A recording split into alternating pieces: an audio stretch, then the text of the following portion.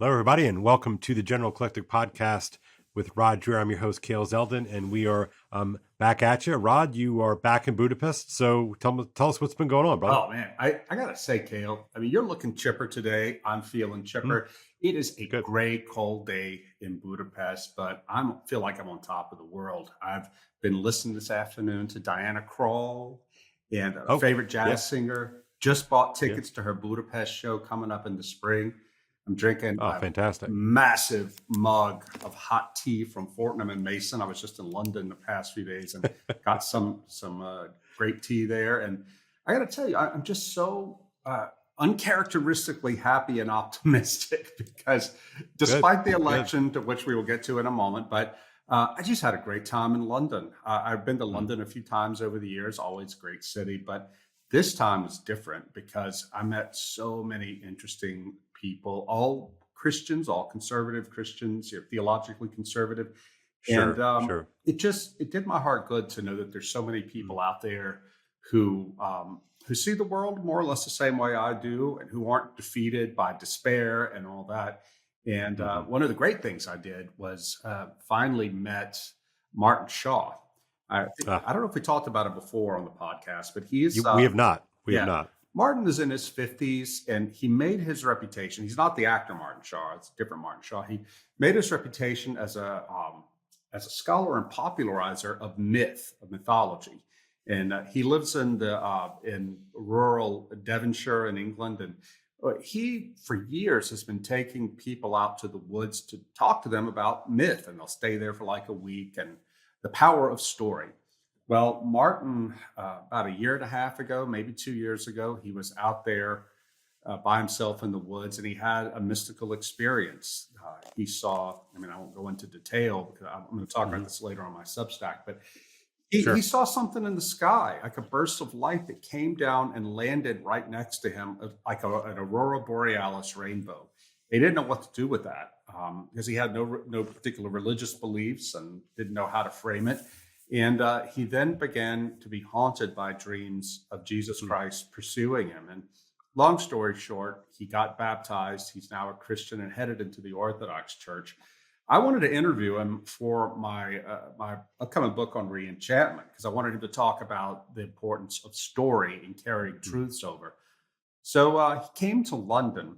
We stayed together, and we both holed up in the Carlton Club, high Tory establishment. That just where my fancy. It was fancy, I tell you. Fancy. Yeah, I looked over at the bar at one point. I was trying to pay the bill, and I looked over at the cash register, and there was an open tab from the Right Honorable David Cameron, the former Prime Minister's a member of the club. I'm like, So Rod and David Cameron. Yeah. Wow, that is quite the combination, brother. You were punching beyond your weight class. We're far from the bayou, my friend. But the best thing was Martin and I hung out, went to English pubs, and he's just the most generous raconteur. And he told me some fascinating stories, but also really helped me understand the power of myth. And I just love being with him.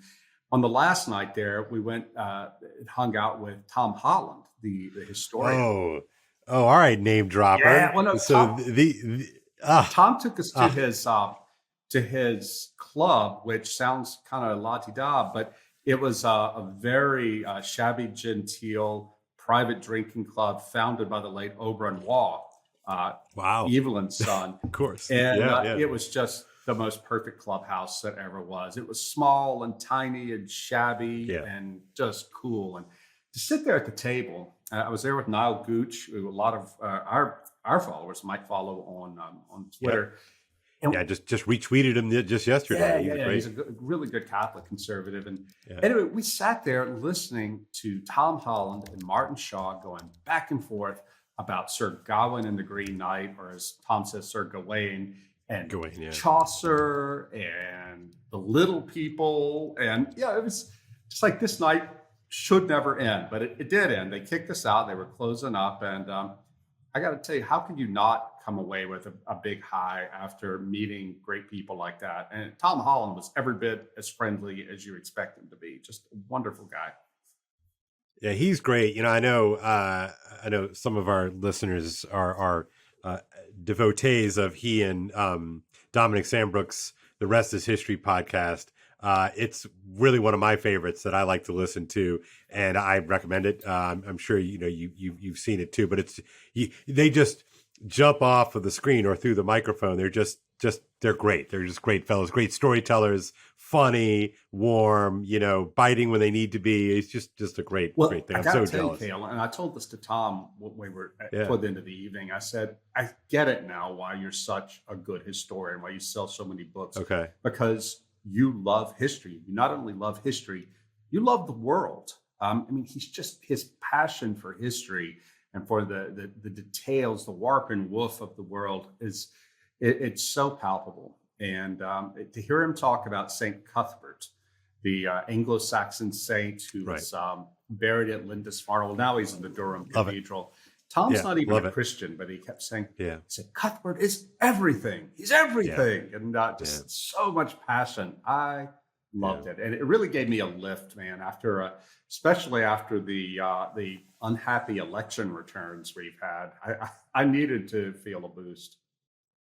Yeah, I was a little surprised myself by the election, but it's been fascinating, of course, to watch the last couple of days of hot takes sort of forming into patterns that are emerging. So I guess in the spirit of that, I mean, I know we don't like to make it too sort of on the ticker relevant per se, but what are you thinking now? About 48 hours removed from everything. Well, I mean, I was surprised too, Kale. I thought, like a lot of conservative pundits did, that there would be a red wave, and there wasn't. It crested over Florida, and that's about it. I think that candidate quality matters.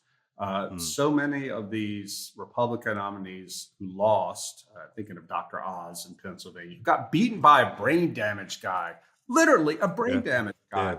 Yeah. Dr. Oz was the Trumpy candidate. A lot of these Trump endorsed candidates just underperformed. J.D. Vance in Ohio, that was the race I was most interested in, not only because J.D. is a personal friend, but because I think he's a real future of the Republican Party. And he won comfortably. He was Trump endorsed, but I guarantee you, if the more openly MAGA guy had won the Republican primary there in Ohio, I think that would have been a Democratic pickup, because people just hate Trump. Right. I think, I think I sent you a message to this effect. I may have tweeted it out. I don't know. It's all the same to me. But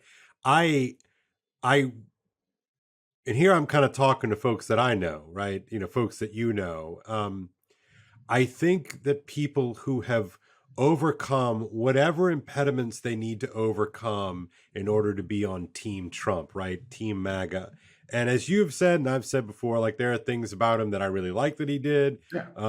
I think that he was sort of uniquely able to do some things and to sort of open things up. I really do believe that. I'm not never Trump. Never was never Yeah, Trump. no, I know. No, I know that. And I think people need to understand that there is still a difference. But I think that a vast amount of people who have overcome that and be like, okay, like, I'm Team Trump, I'm going to do this, I'm going to ride that boat.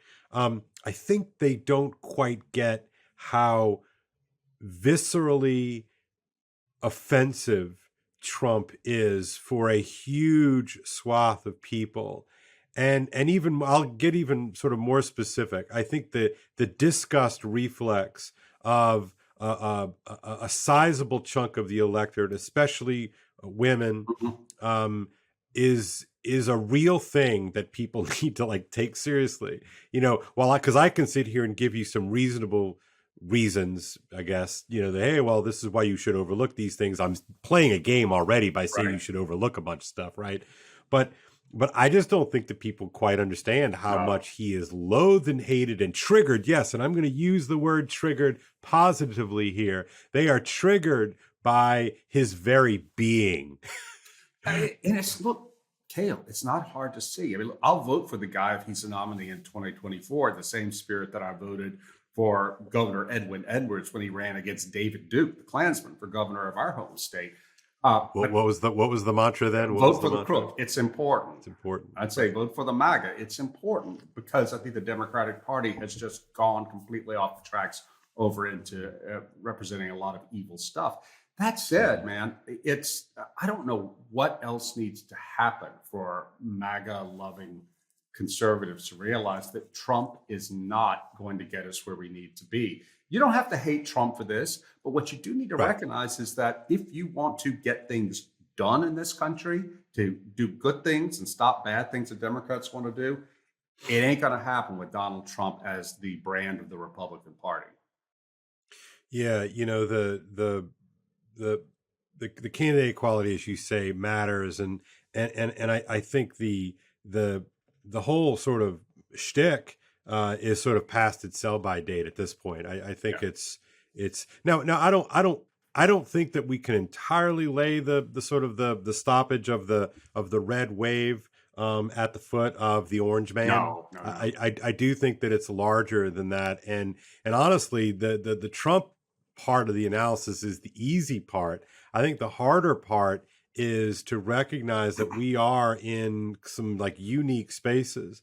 Part of the reason why so many people on the conservative or Republican side of the ledger felt so strongly about the red wave is because they're using old models as a predictor for new realities. But the problem with old models is they work until they don't, right? And so so I guess I wanted to ask you a little bit about, I mean, what about the old models no longer work? And I'm not here talking just about electoral politics, right? But what is it about those old patterns that dispredicted or malpredicted or wrongly predicted Joe Biden and his team holding on in a midterm election in which all the historical markers were pointing in the opposite direction? Well, I don't know. I don't think this necessarily answers your question, but I want to start by saying that the Republicans overall had no message other than we're not the Democrats,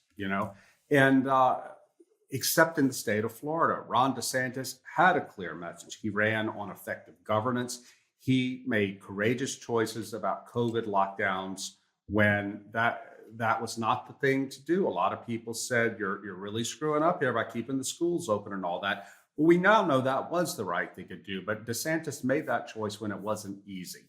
I think that, and Matt Walsh has said this very sharply, that the Republican Party has to deserve to win. It's not enough to just coast it and say, we're not Joe Biden. And I got to tell you, I don't see it. And the thing, Kale, that gets to me more than anything about this was the way the trans issue was just left on the table. It blows my mind that something as evil as transitioning children, everything that you and I talk about all the time about how the schools and the machine is conspiring against parents to destroy the bodies of these children. And the Republican Party wouldn't touch it. And DeSantis has dealt with this to some degree in his state, but no, the rest of them, they don't care. I think they still thought that abortion might be the social conservative issue that would get them through. Well, guess what? Now that Roe v. Wade is not there, abortion actually hurts Republican turnout.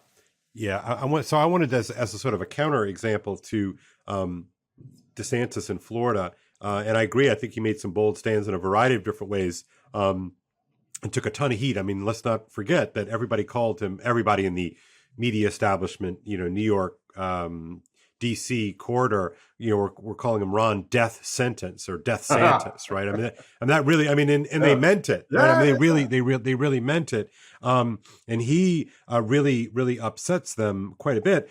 But as a counterfactual and sort of picking up this abortion part, I was really struck similarly by this. But if you look at the state of Michigan, I think that to me was the most interesting of all of the races, and certainly challenged my thinking about a couple of things, not least of which, of course, is the COVID lockdowns. That for whatever reason, Gretchen Whitmer, Governor, was a lockdown hawk, right? I mean, she was very serious about these sort of things. Got herself into a little bit of heat because she had sort of made some rules for the little people that she and her husband and family didn't have to abide by. But for whatever reason, Michigan decided that that they were going to go back all in with her. Now she's going to be a rising star. I think that her win bodes well for her on the national scene for whatever reason. But even more significant for me is this notion that they're at an abortion initiative on the ballot that went down in flames. And I was wondering if you had done any kind of poking around with that one. No, not since the election, but I was in Michigan earlier this fall and speaking at a Lutheran conference, and I didn't know anything about this initiative until the Lutherans explained it to me. Not only is it so bad on abortion, on just protecting abortion is Michigan the state where they would not even let children born alive? I believe so. Yeah, this is a truly extreme bill. Well, yeah, there's something also in the language of the bill. I don't have it. I wish I had it in front of me now, but I remember being shocked when the Lutherans pointed this out to me, that would allow for minors to transition. So, I mean, it's everything the far left wants, and it passed. Yeah. So what I can't quite make sense out of is what happened, right? And so this is sort of what I came up with, and I wanted to kind of try it out on you, right? So that independent of what you and I might think, which I think we do think in terms of the principle of being a pro-life person, that life begins at conception, and therefore we are obligated to protect the innocent and the vulnerable, even there, and maybe even especially in the womb, right? And you and I both know that the whole exceptions clauses and chatter is, from a principle standpoint, not tenable, right? But so you have that. This would be an extreme on the pro-life side, and then you have the extreme on the pro-abortion side or the pro-choice side, in which there can be absolutely no limitations on a woman's right to abort her child from day minute zero through birth, and even in some examples after birth, right? So, but let's just sort of call it that. So I think an electorate looks at these two things, and on the ballot, they see what they have been taught, right? Because ads work. We know that this is why people spend millions and millions of dollars on ads, right? Is that oftentimes they do in fact work. And if you can frame the issue as the other side is crazier than you're very reasonable, right, and expansive and freedom loving side, then I think what I'm seeing, sorry, I'm being long-winded and I'm trying to get to the point, I apologize, but I think what I'm seeing is that a normie electorate actually is way more European in their outlook about abortion than they are about being sort of principled and principally pro-life, or even principally pro-abortion. Right, that they believe that abortion in the second and certainly the third trimester is kind of gross and disgusting, and we should probably outlaw that. But honestly, for the first trimester, they're like, it's philosophically, and it's one of those It's philosophically incoherent, but that's where people are, and. I think, okay. So if I could I just want to finish my point, and then I want you to jump on it. But so I think the normie elected, even people who might call themselves basically pro-life, they look at the situation and they're going to side ultimately with the people who are going to argue for kind of less intervention, and rather than saying no, absolutely no abortion, no excuses, no carve outs. And I think that normie people they go I'm just going to sort of side with the Roe v. Wade status quo. Okay, well, here's the thing that I knew this was the case. I've known it for years, that Roe v. Wade is not overturning Roe v. Wade is not the ultimate goal, because we should have known. Maybe some people didn't know this, but getting rid of Roe is only the beginning of the fight, because what Roe did was mandate abortion rights nationwide. Overturning Roe just threw it back to the states to regulate. There's a difference then between the legality of the pro-life cause, the politics of pro-life cause, and the culture of pro-life. Amen. Like I literally texted that to a friend this morning. I said that, the pro-life movement has been obsessed with laws and legislation and has completely neglected the culture, like as you just said. And I think, look, dude, I think this scales out to almost everything. I mean, this is my critique of folks that believe that the law will be the sort of the grand, savior of us all. You Law pass the is a right bill. teacher. Yeah. Yeah, I don't buy it in the way that they're No. selling it that way, because I think Michigan it disproves that position. I think that we have not built out a true culture of life, but rather have sort of held out for some sort of like legal sneaky. I'm using sneaky in scare quotes there, but like a kind of legal maneuver that will sort of save the day. Yeah, And it reminds me of your post today, Rod. Your post today, you were talking about sort of the hope that people place in politics. Yeah. Yeah, I mean that is probably the key lesson for me from this, and I'm seeing some of this black pill stuff online. That we really see clearly now that America is a post-Christian nation. It just is. Yeah. Abortion does this. The whole transgender thing. It shows it. It doesn't mean that there's no place for Christians. It just means that so many of the fundamental things that have always been part of Christian teaching that were generally accepted by Americans, even if they weren't particular churchgoers, that's over now. And if you look at Generation Z, I mean, my gosh, the polling on that, they are so thoroughly on the left, massively on the left. And that is going to matter more with each election cycle. As the boomers die out, the country's going to move more and more to the social left. So how did that happen, Rod?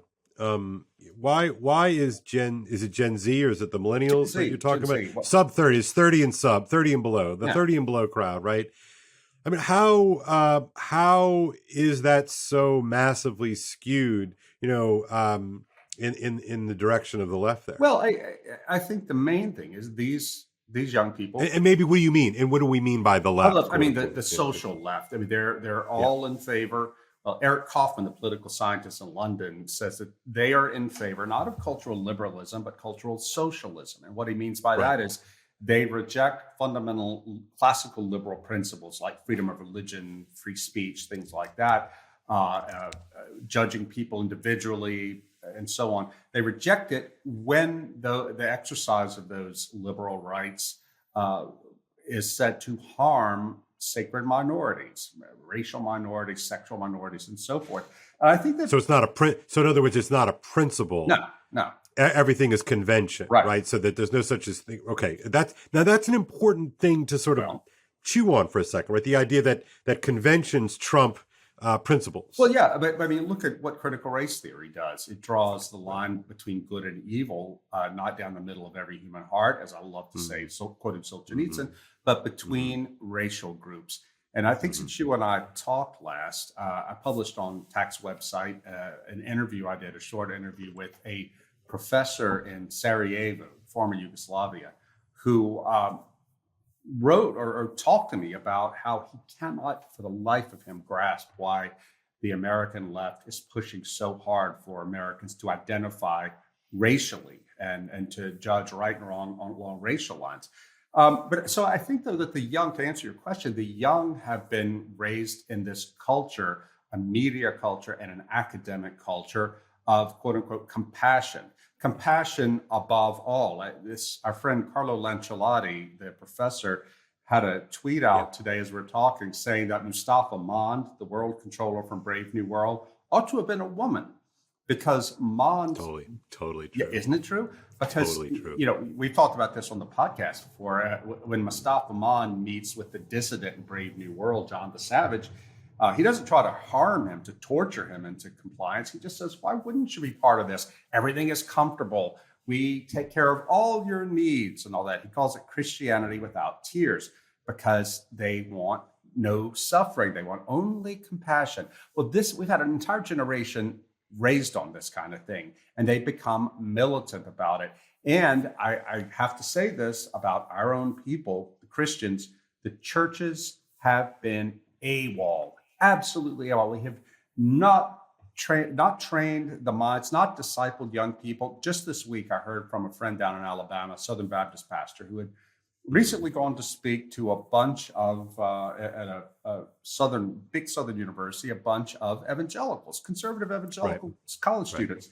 He was blown away by the fact that none of them knew anything about the Bible or about the faith. Now, these are I mean, like, self-identified. what? You're laughing, Yeah. but these are so-called conservative evangelicals. But it has been the discipleship and the catechesis has been so shallow, and it ain't getting any better. I mean, you and I, you're a Catholic, I'm Catholic adjacent, and watching all this crap and about synodality and accompaniment and inclusivity. It's the same stuff that's got us to this place with that generation. And if we don't turn things around real fast, then it's just going to get more and more difficult for us. And this is why I said in that post today that the Benedict option is really the only thing we have right now, because we're sitting back and waiting for the leaders of the churches to be actual pastors instead of conformists. We're going to wait in vain, and it's going to cost us a lot. End of sermon. Yeah. Yeah. Well, no, I mean, preach, brother, preach. I look at that under 30 number and I'm upset about it.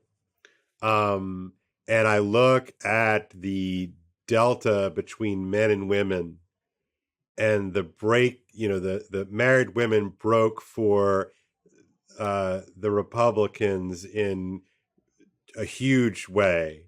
And give us those numbers back. Do you have those numbers in front of you, or just generally? Yeah, Can you talk about it? Yeah, go ahead. Let me find. So, okay. So, there are, so 39, this is from the Washington Examiner, and 59% married men voted Republican, 39% married men voted Democrat. 56% of married Republican women voted Republican. 42% of married women voted Democrat. 52% of unmarried men were Republicans. 45% of unmarried men were voted Democrat. And this is the number that I'm sort of, drum rolling up to. 31% of unmarried women voted Republican. 68% of unmarried women voted for Democrats. Wow. Now, dude, like that is huge. I mean, that is so not only are we working on the kind of age, the age differential here, but the sex binary, sorry. The sex differential is utterly massive. Yeah. And this married unmarried thing is hugely consequential for our social reality. You years ago, and you included this in your Benedict option book, and I think it was part of the sort of the fuel to all that. And I might be misremembering the date exactly, but you went and spoke at with a group of professors at a fairly conservative evangelical college, and they despaired greatly over what exactly. Do you remember this story I'm talking about? They were saying that they really. This was 10 years ago, right, Rod? 2013. This one professor had tears in his eyes, and he said he worries most of all that these kids that he's teaching are not going to be able to form stable families. And I was just shocked by that, because I don't know anything about evangelical culture. I just had this stereotype that evangelicals, especially in the Midwest where this college was, that, they're pretty solid on this stuff. I said, well, why wouldn't they be able to form stable families? And he said, because so many of them have never seen one. And all nodding heads all around the table from these professors. And I think that taking Trump out, I think Trump has a lot to do with that, because women just hate him. And so but Rod, Trump's not on the ballot. No. But right? I'm just saying that I'm not blaming Trump for all of this. I'm just saying that I think part of that is the fact that the GOP is still kind of Trump branded. That's part of it. Yep. But get rid of Trump and you're still going to have a massive problem.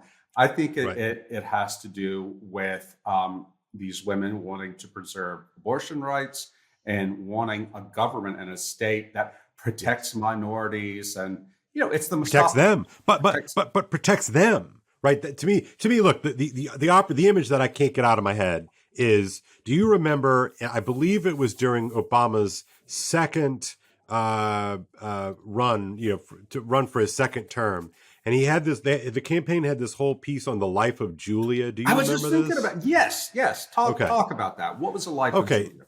So the life of Julia was a kind of one of these sort of extended ad buys, right? And so there Cartoon, was this yeah. cartoons, and it extended over a couple of different pieces, and it was basically, Julia was this woman, right? Born as a girl, born as a girl, goes through school, goes through job, goes through life, retires and dies. And the whole entire swath of the life of Julia was showcasing and illustrating to the electorate that the government would take care of them, from birth to death, right? It was it was sort of like true paternalism almost, or Yeah. Cradle maternalism, to or something grave, like cradle to that. grave. Yeah. Cradle to grave, thank you. And I think it was a winning message, to be blunt.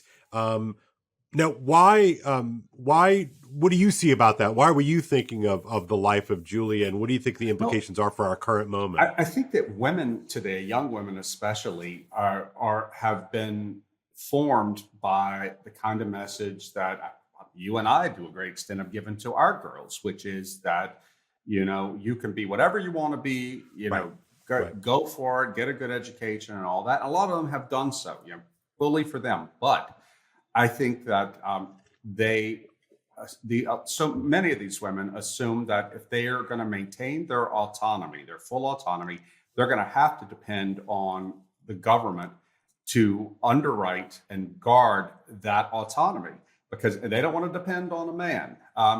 If you look at Japan, for example, Right. that not only is the birth rate falling off the cliff, but they're just not forming families over there. So many young women in Japan say they don't want to be married. They have no desire to be married, because why lash yourself and your fate and your future to another person? They have been acculturated, young women in Japan, as in the United States, as throughout the West, to imagine that a life of true freedom has to be a life that has as few encumbrances as possible, as few limits that keep you from following your own will. No limits, no No limits. limits. I mean, No. that is a principle. I mean, look, Rod, this is liberalism. Yeah. I mean, this is capital L liberalism in both its cultural and economic realities. That we are our best liberal selves when we are autonomous, and sterile, Yeah. frankly, Yeah. right? And we're good consumers, and that's what we can be. And the government is here, Mustafa Mond or Madam Mond, maybe. You all are right, that it should be, that they're there to sort of protect all of that and Right. sort of provide all the connective tissue. And I'm struck here, Rod, with that story earlier about, your professor friend, with tears saying that these kids are going to be unable to form stable families. I mean, really, to me, though, the bigger truth is they are going to be unable to form stable relationships, right? That the stability of the relationships it's almost like look, this is what Rob Henderson talks about in terms of luxury beliefs. The life of Julia is a luxury belief, right? Because we know that this affects poorer people more than it affects wealthier people, right? It's because if you have enough money, you can kind of protect yourself from the exigencies of, whatever, the contingencies of life. But we are finding that what about just people getting married and having families? Yeah. I was just having lunch today with a friend here in Budapest. She's a wife and mom, and was talk about how much stress she and her husband are under right now, with energy costs going through the roof this winter, and so on and so forth. And just listening to her made me realize, I mean, he's working class, she's working on a personal assistant salary. And they depend on her parents to help them a lot, and not financially, but you're watching the kids and that sort of thing. And it just made me realize how frightening it would be this winter if one of them, if she were alone raising those kids, or he were alone raising those kids.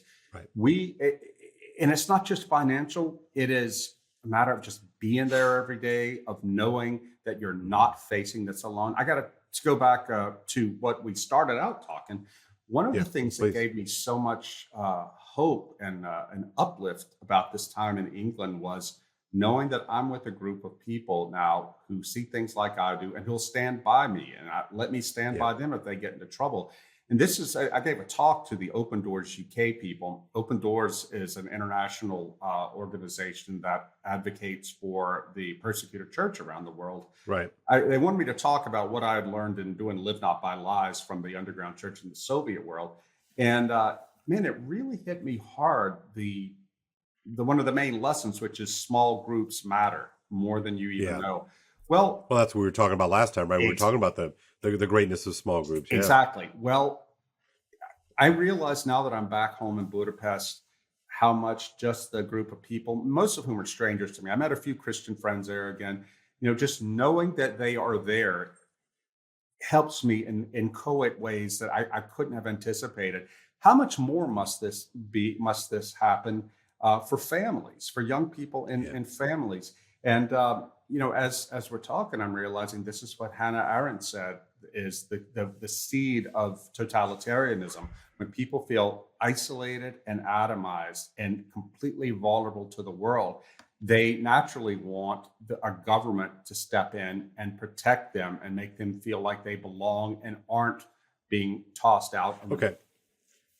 Right, right. So in other words, we're idiots in that classical Greek sense of being unable to speak with one another or to be with one another. I mean, I really mean this, right? I mean, this is the great warning from the Greeks is that, we always run the risk of being idiots, unable to communicate with one another. So, oh crap, I lost my train of thought on that front. Yeah, if we have created the kind of society, and we have, in which people are atomized and maximizing individual freedom becomes the summum bonum of our lives, then the fewer encumbrances you have, the fewer limits set upon you, the more free you are.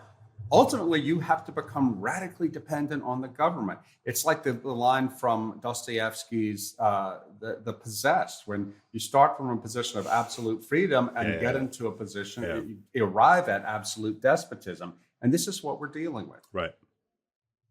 No, that's exactly right. And we have spent, the better part of, 2 generations, almost 3 generations now, the entire ethos of our cultural output has been to escape, the ties that bind, right? If religio, as Holland talks about, this thing that sort of pulls us together or brings us together, the whole energy has been about liberating us from those ties that bind. And the problem with the maximalizing on severing the ties that bind is that we also simultaneously cut the things that keep us together. Yeah. Right. That in other words, it cuts both ways. The ties that bind keep us from doing things, right? But they also keep us together, right? There's a paradox at the heart of that we just refuse to face, I think, culturally. And it goes even deeper than that. And by the way, I don't know if people are watching you, but it looks like you have clown painting on with the sunlight is hitting it. Clown world is finally hit. Yeah, sorry, the light. A friend of mine was telling me just today that her mom is a college professor. And she told my friend recently that every year for the past decade or so, she's noticed that what the students she's teaching know about the past, about the world beyond their immediate, world beyond their smartphones, I should say, it has been dropping. That's funny. And dropping and dropping. And she said, finally, they just don't know anything.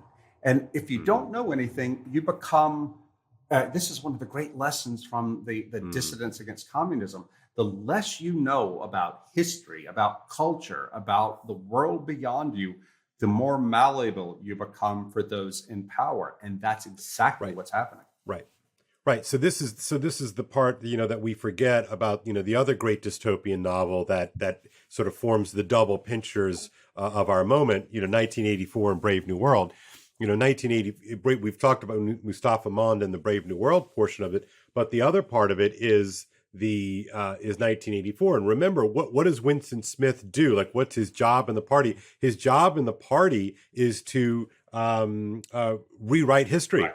Right. To eliminate unfortunate things and to change certain things, so we've always been at war with East Asia. Mm-hmm. We've always been at war with Oceania, whatever, so it is no surprise to me that a driver of our cultural disconnection is, we're not telling that story. We're not passing the story on to the kids. We've talked like a couple of weeks ago, we talked about, the lack of literal transmission in the form of children, but we also talked about the lack of transmission of our cultural inheritance. And I think that this is part of what is happening here. Yeah, I was talking in London before I flew back. I was having a pint with a British Christian friend, millennial, and he told me that he sees a big difference. One huge cultural difference between his country and mine is the profound sense of history that is inescapable if you grew up in Britain, and not history totally. by sitting in a classroom and getting it. He talked about walking around. Rod, it so hit me. Sorry to interrupt, but it so hit me when I was in England this summer. You just walk around and it's unavoidably ancient, right? Yeah. Yep. I mean, you go. It's just you're right. So you feel the history in a way that we just do not here in the country. Yeah, you have a sense of place that is. And his wife was saying that if they lived in Arizona, they would be different people, because just that the newness of America. It's not that Americans are worse people. It's just that our country is so new, and the newness of it because so much is disposable. I mean, that's totally. Even walking around Budapest, the city that is the side I live on, Buda, was where some of the worst fighting of World War II happened, and much of it was destroyed. But my gosh, everywhere you go, you can't escape history, good and bad. But that there were people here long before you. Right. And it's somehow, I think, whether you know exactly what happened in history, whether you have a good head for facts and personalities, you at least cannot escape that they're all around you. You are catechized by the mere presence of all these old buildings and old places into a certain reality that just escapes a lot of Americans. So the sense of time is really different, isn't it? And therefore the sense of place is different. Yeah. And so therefore, like, any kind of appreciation for a sense of rootedness is going to be necessarily different. And so that everything is almost always like a blank slate every day versus, what you're walking in and living in right now, where there's no blanks. Like, blank slateism seems really stupid when you walk down to the cathedral that was built in 1100. Yeah. But, I wonder, though, if this is something, I think we probably talked about it before, but I wonder if a generation all over the world that gets catechized by its smartphone and the internet will come to think that reality itself, hard material reality, is more plastic and malleable than it really is. I mean, I was having lunch recently with a young Russian guy here in Budapest, and I was saying that we're talking about Putin and what a shit show that whole thing is, but. I was telling them also that there are a lot of people in the United States and in the West who, for all of Russia's problems, admire it for holding the line on certain things. And he said, well, I've got news for you. And this guy's a conservative. He said, I got news for you. This guy's a conservative Christian. He said, my country's not a Christian country. He said, it just isn't anymore. And he said, in 20 years, because of Western pop culture, which is just washing over the country, through smartphones into every young person's mind, he said, we're going to be where you all are.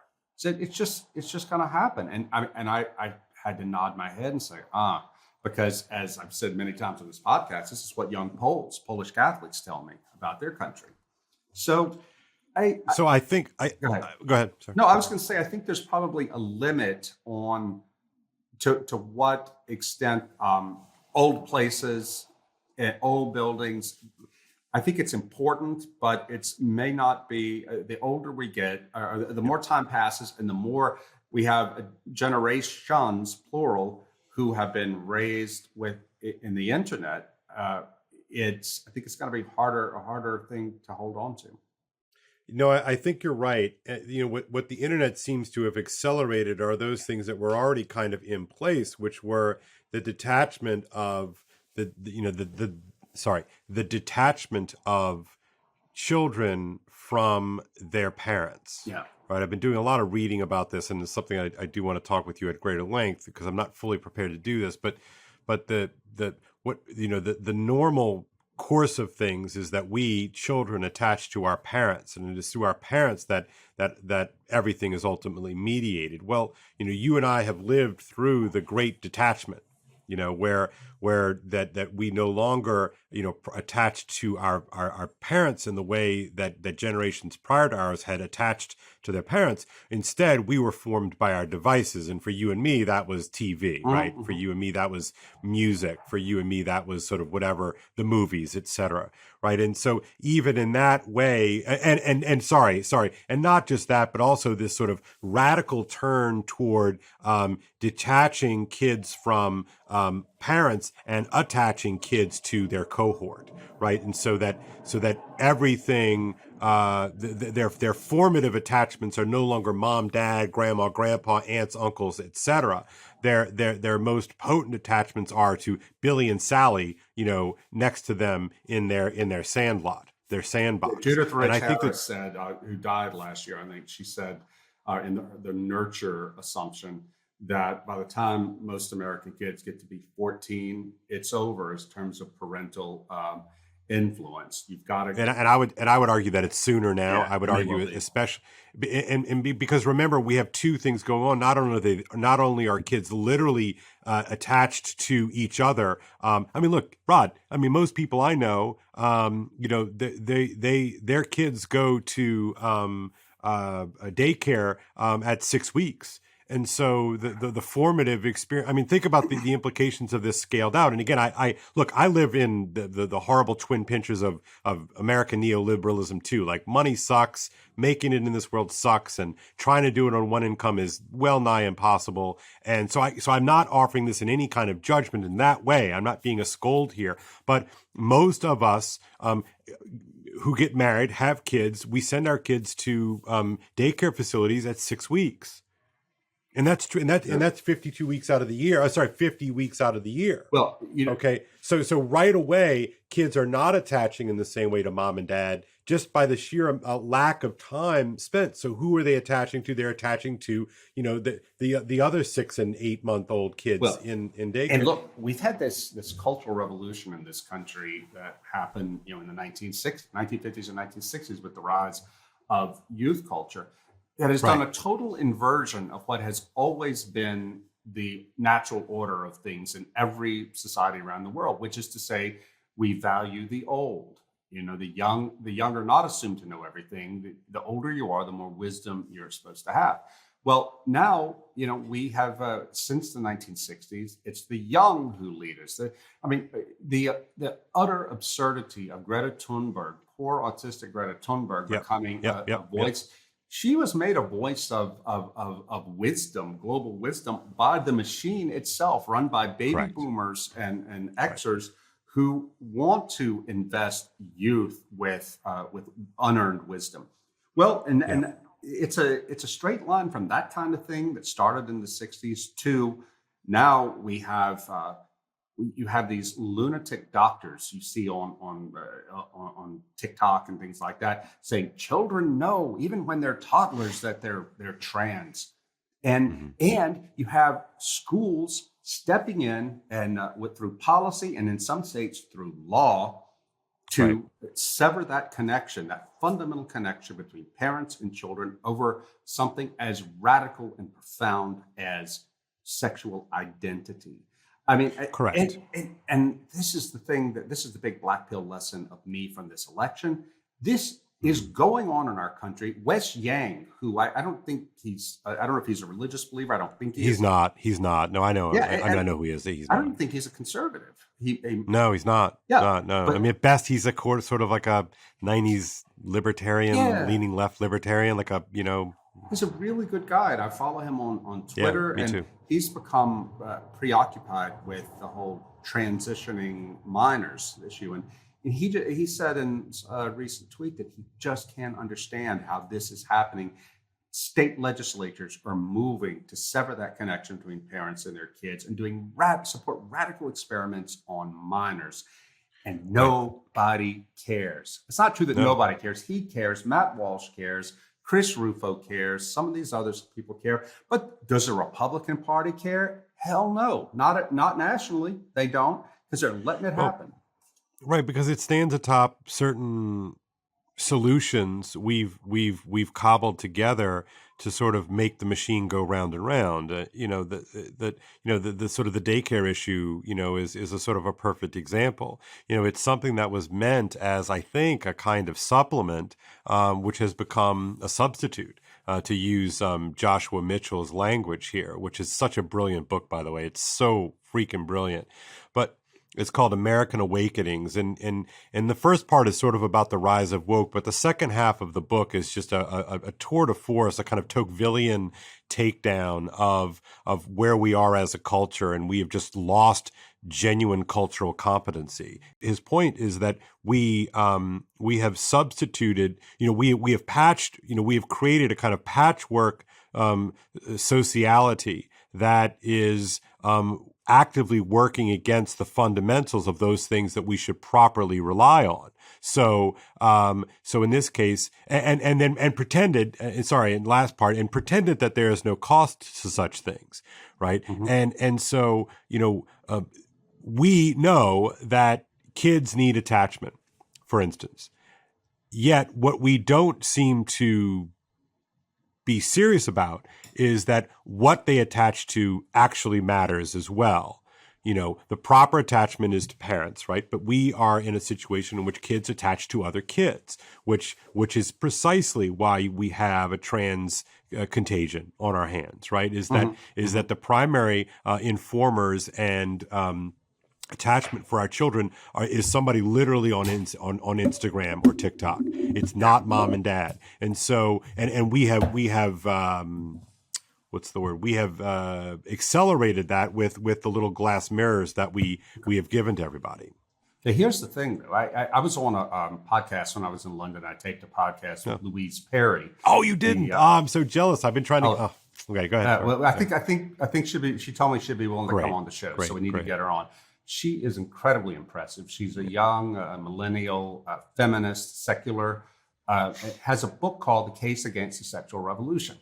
And I spent an hour and a half with her on this podcast. We were both invited on. Mm-hmm. And she has arrived through a secular road, right, and a lot of the same convictions that Christians, certainly the Christians of the early church, had about sex and sexuality. Right. And the thing that I left that podcast wondering, though, is it possible that we can ever return to some kind of sanity absent a religious revival, a serious religious revival?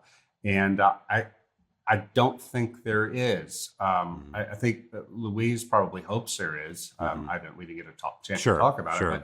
But I remember, I brought up here before in our talk this great book from the late 1940s called Family and Civilization. Carl Zimmerman. He was a Harvard sociologist and not a religious man, not a conservative, but he talked about how the rise and fall of civilizations throughout history depend on family structure and the way families work. And again, wrote this in the late 1940s, talked about how the Roman Empire and the Greek Empire both fell shortly after they reached maximum atomization, where there was a lot of sexual diversity, a lot of divorce, a lot of homosexuality and all that. And he wasn't coming at it from a moral point of view. He was coming at it from a social point of view. And he said, even back then, he said, look, so many people in our field don't want to see this because it defends against their ideological priors. Of course. But this is a fact. And not being a religious man, he said he tried to end by saying, so what can we do about this? And he said, oh, poor sweet Summer Carl. He said, well, science will help us find a way to end it. No, it didn't happen.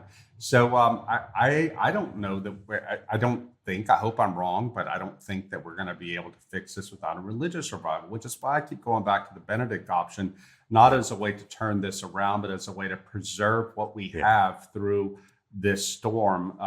And so we can plant the seeds for revival whenever this thing plays out. Yeah, I'm similar. It's heartening, frankly, to see somebody like Louise see sort of the through all of her sort of biases and priors, right? To sort of see that there's a real wisdom that has been forsaken in the spirit of the age, right? The spirit of the sexual revolution. So it's heartening to see that she can see it and say it so clearly. But I Well, you know guess what's I'm so yeah. Go ahead. sorry. No, one thing that's so great about her book called "The Case Against the Sexual Revolution" is she talks about rape, the fact of rape, and Yeah, she started out as a younger woman. She worked and volunteered in a rape crisis center, yeah.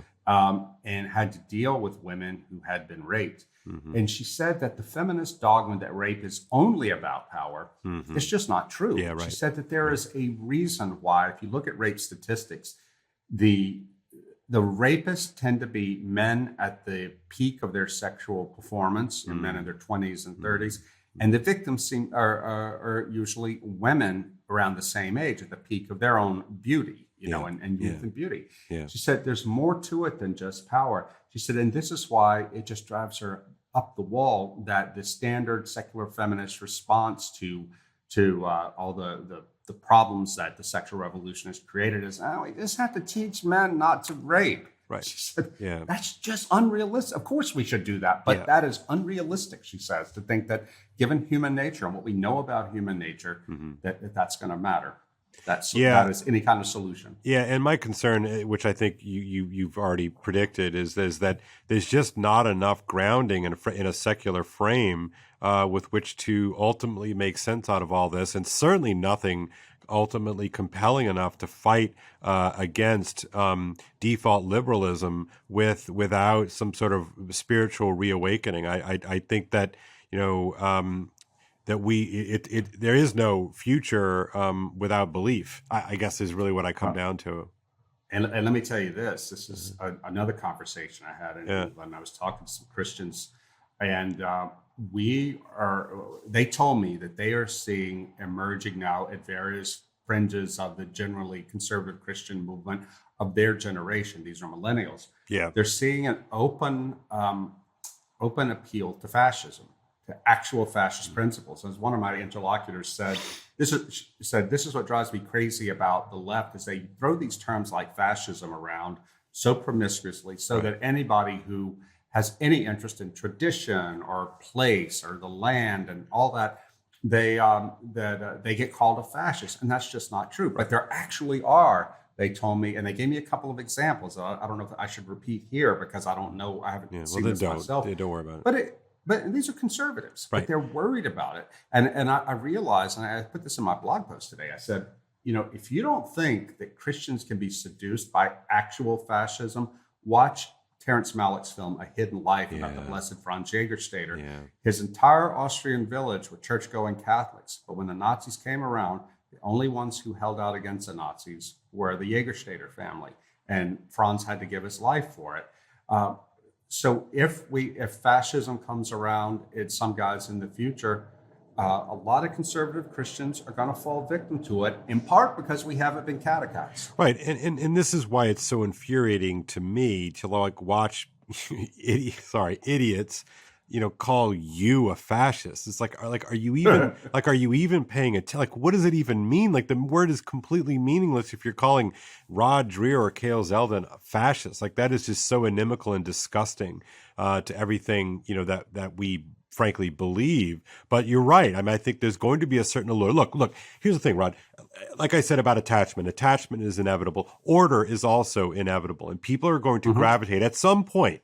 People are going to gravitate toward somebody who's going to stick up for order, and Yeah. we have to remember that we we do need order, actually, right? And I was thinking a lot today about the whole idea of homo viator, that all of us, we Christians have no abiding home, and that we have to. What's homo viator It mean? just means man on a wayfarer. We are wayfarers, right? We are on the way, and that this is sort of a temporary space, and that's sort of embedded in sort of medieval wisdom, that we are on the way, and we are alienated from God, right? And so that the sense of alienation is not solvable by a kind of putting together the perfect state or putting together the perfect community or even putting together the perfect family, that all of these things are temporary. Things die, entropy's real, et cetera, right? And so it seems to me like we need some overarching sense, that the imminent frame is not enough. Like we need some sort of overarching sense that a recognition that honors sacrifice. And I believe we live in this weird time in which sacrifice is seen as like things weak people do. Well, look at all these young people who are having meltdowns and are mentally and emotionally just so fragile today. Yeah. We have to have compassion for Absolutely. them because, they have been thrown into a world where choice is more and more open to them. Everything, you even have to choose your sex and your gender identity. But they're not given any direction on what they should choose or how to choose. And this is something that it's too much for any person to bear, for any society to bear. Yeah, and our friend, your friend, I guess I'll adopt as my friend too, Neil Gooch. I mean, he was tweeting out the other day, as was I, about this the oil activist, right? And there was a video on posted on Twitter a couple of days ago about who were that? You need to explain. Yeah, these oil activists in England. And these are the same people I think who are throwing soup on works of art and gluing themselves and all that. Anyway, she went up on top and stopped traffic on a major English interstate or something like that. And there's this video of her. It's this really compelling thing. And she's like, you have killed us and we have nothing to live for and all that. And part of me was sort of inspired, at least initially, like, oh my gosh, these nihilists are crazy. And then right away, I was like, no, she's not a nihilist. She's actually someone deeply in search of meaning, deeply in search of truth. And we've given her nothing. And so I'm deeply concerned and compassionate about these kind of radical activists because I think there's an unchanneled religious spirit that they're missing. Wokeness is millenarian religion, right? Secularized millenarian religion. So the compulsion is still there, Rod. The religious impulse is not dead. Right. I think that's what we Christians have to recognize is that, how do we need to be compelling again? Like make Christianity compelling again. Well, along those lines, one thing I heard from several people in various conversations in England is that we need to make Christianity weird again. Yeah. And Martin Shaw was big on this. Yeah. I mean, and this is a guy who loves myth and the weirdness of Christianity. Yep. And one of the reasons he said that he was so drawn to orthodoxy, coming at Christianity stone cold from a life of secularism, is he said orthodoxy was the place that made room for the most room he saw for the numinous and the strange and mythological ways of seeing the world. Totally. Yeah. Right. No, and it's like, and I totally get it. Somebody like Martin is like, why would he look to sort of the legalisms of the West when it's like a dead law. It's dead law. I mean, it's just like it's spiritless law. Whereas in your tradition, there's at least an attempt, very real attempt vis-a-vis the liturgy and spiritual practices to preserve the place of mystery, and to encounter mystery, not to sort of define it out of existence.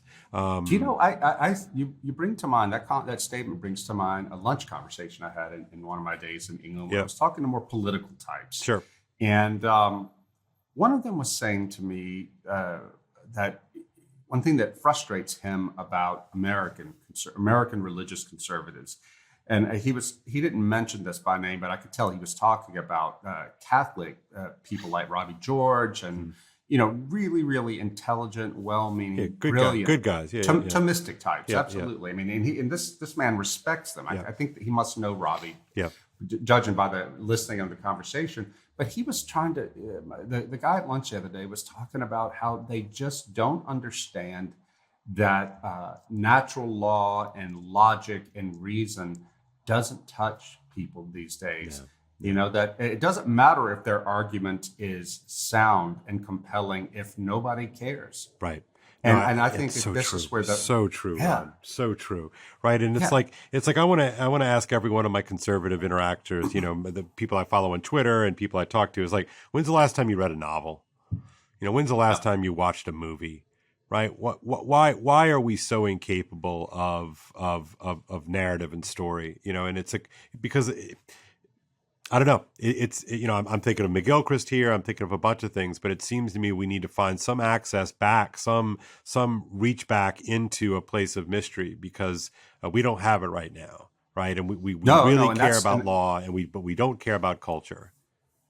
yeah, and you know, one of the great lessons I learned from my own life was when I was down flat on my back. It was Dante that brought me up, and Yeah, the shock of realizing when all that was over that all of the lessons that I got from Dante were things that were fun. They weren't deep mysteries of life. They right. were things that I've seen written a lot in Yeah, self help or yeah, in yeah. or you could hear in a sermon, but man, embedding them in the beauty Right, of that poetry and within narrative, that right, made all the difference. And, right. you know, this, we know scientifically that this is true. Scientists did this study some years back, neuroscientists, showing people certain moral principles embedded in stories versus just in nonfiction. And their brains reacted differently to these principles embedded in fiction, and they remembered them better. Yeah, I mean, there's a reason Jesus spoke in parables. He totally. could have spoken only in terms of the law, but Right. And this is why, you know, if you think back upon the teachers that had the biggest impact on you, for instance, the teachers that have the biggest impact on you are the ones who tell great stories. yeah, Right. And, you know, every legend teacher that I've ever met, either I had them or I worked with them, they were legends because they told great stories. Right. And, you know, we're not good at this right now, Rod. You know, we flee from we flee from that for whatever reason. do you know what Martin Shaw said the other night over drinks? He Mm. said, talking to Tom Holland, now Gooch and me, he said that rereading Sir Gawain, as he Yeah. calls him, Sir Gawain and the Green Knight, as a new Christian, gave him even Ah. deeper insights into the meaning of the story. Well, we were just But talking about Sir Gawain, weren't we? This we last were, time, we yeah, were, yeah. we were. But listening to Martin discourse about him, and Martin has got this, you know, he's got this big Spades. belly and this big beard, and he's just he's the guy you want to sit by the fire and listen to talk. It really made an impression on me, Mm-hmm. and he made me feel, and Tom Holland made me feel by telling stories too, Mm-hmm. the real weight of the wisdom embedded there. That's It right. made me so excited That's about my book and That's right. so excited about people out there, the classical education movement, classical Christian homeschooling movement, who are discovering this on their own. Right. You know, and I think in the end, Kale, that, you know, I go back to the stories, and I won't drag this out because I've talked about this before, but how Camilla Bendova in Prague Yeah. gave her children, fed them their moral imaginations at a very young age with stories as a vaccination against the lies Love that. of Marxist totalitarianism. That she couldn't sit there with them and tell them right from wrong. Right. She could do that. I'm Right. sure they did do some of that, but she knew that it was story that would carry this and sediment this into the bones of those children. Right. No, that's so good. That's so good. And I think that's true. I really do. I think that the sort of the stories are there for us, right? And I think there's a great hunger and thirst for it. I mean, that's sort of part of the work that I want to do, you know, is sort of reconnect us to this great repository, these old books that we talk about. You know, I do think they're there, and, you know, I'm a huge Sir Gawain and the Green Knight, but it's like all these stories, you know, we have all this knowledge, right? And it's out there and it's really important. And you've done a great job of sort of mining all of that knowledge. But I love what you're talking about doing with this book of kind of bringing it back into the right hemisphere, if you'll follow that, right? And really bring it back into that sort of that cosmological framework that where we live and move and have our being, and that kind of middle earth where reality encounters the heavens and the earth, you know. So that's the magic space. That's what we have to reanimate, right? So Yeah, and you know what? I think that those who know what time it is, to take that phrase, they're going to start doing that. Yeah. They're going to start doing that with themselves. Look, we're entering. It's late autumn here in Middle Europe, and I'm going to probably begin soon rereading Kristen Lavransdatter, the fantastic Sigurd Undset novel about medieval Norway. And I recommend it. I cannot recommend it strongly enough to listeners. But you got to get the Tina Nunley translation. It's a more modern translation because it's much clearer. It's a story, a fantastic story. It's a page turner, but it immerses you in a thoroughly Christian world, medieval world, thoroughly Christian world. But these characters are so real. Yeah, yeah. And I think about Lavrans, the father of Kristen, and what a fine man he was. You read that and like, I want to be that guy. I want to be that kind of father. That's right. I want to be that kind of man. That's right. And some of these other characters are like, I don't want to be. Yeah. No, that's right. That's right. But we need that, right? I mean, I think that's the point. And I get in these conversations with folks on Twitter, and I can usually tell, and I'm not trying to be a snot about this, but I can usually tell within the first couple of tweets back and forth, like so many really, really smart people know nothing about the vast repository of stories that we've been given, or that are there for our access. They don't know their Shakespeare, they don't know their Homer, they don't know their Dante or Chaucer, they don't know any of this sort of stuff, and it's so rich. And I think it would save so much if we could reintegrate the knowledge that we've built out here in the last couple of hundred years through the scientific revolution and the Enlightenment, and reconnect it with the lived stories. It's so vital. I really believe. I've never read Chaucer, and yeah. I Oh my gosh, you love him. I do. I wish that you would find some way to do a podcast, maybe a special episode, just talking about Chaucer and us and what there is for us to learn about Chaucer. Tom Holland went on about one of the Canterbury Tales, and I would have sat at that man's feet listening all night. It made me think about you sitting there and thinking that Kale needs to be here to hear this, but I'm sure it's stuff you already know because he was talking about how important this story was. But that's the sharing, right? I mean, there's one thing, like you had a great experience listening to Tom sort of do his thing on one of the tales. Like, what it's like when you're hearing somebody with that kind of position and standpoint and wisdom, and the story, because it's like it enhances it all the more. Right. It's like you talking to a Dante scholar, like, you're Dante, you don't consider yourself a Dante scholar, but to hear a good storyteller go on about Dante, it's that much more rich when you quote unquote know all the references. Right. I mean, that's what's so powerful. So, I think Chaucer's sensibility is needed now more than ever, because he got the comedy of life and the tragedy that the comedy surfs on top of. So, what's going to be difficult for me, I know we're winding this down, is like to say goodbye and then to avoid going online and ordering Chaucer. I got a lot of work to do, but I mean, you've got the gift. You make me excited about it. You and Tom Holland make me feel like I want to read Chaucer. I don't know Chaucer. And that's the sort of thing that I think only a good teacher can do. There's a quote I've been using. I ran across it in reading Andrei Tarkovsky's memoir. It's a quote from Hermann Hesse, the German writer, and the quote is this: "Truth cannot be taught. Truth can only be lived. Prepare for battle." Right. Well, I think that story is a part of this too. Absolutely.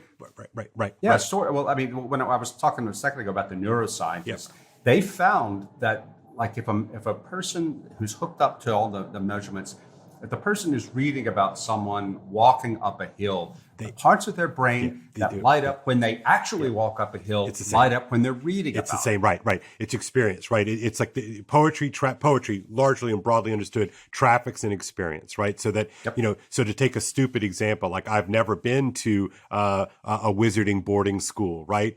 In the flesh, because Hogwarts doesn't exist in the flesh, right? I've been. It's right. But going through the story and going with Harry on all of those adventures, like we have it as it is an experience, right? And that's such an important part of that world. That's why we have all these people who are so devoted to a story or to a series or to whatever, that they'll literally dress up like them. They'll go see things together. I mean, again, that's part of that religious impulse. It's why we have the Passion once a year, Rod. It's the same thing, is that we are experiencing the Passion in this sort of time out of time sort of way.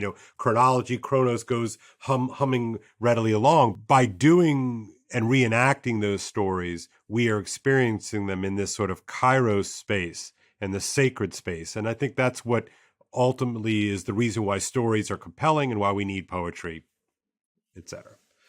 All right. So on that note, sorry for the echoes and the cancellations, but Rod, it's been good as always. We will be back next week. And until that next time, eat some good food, brother.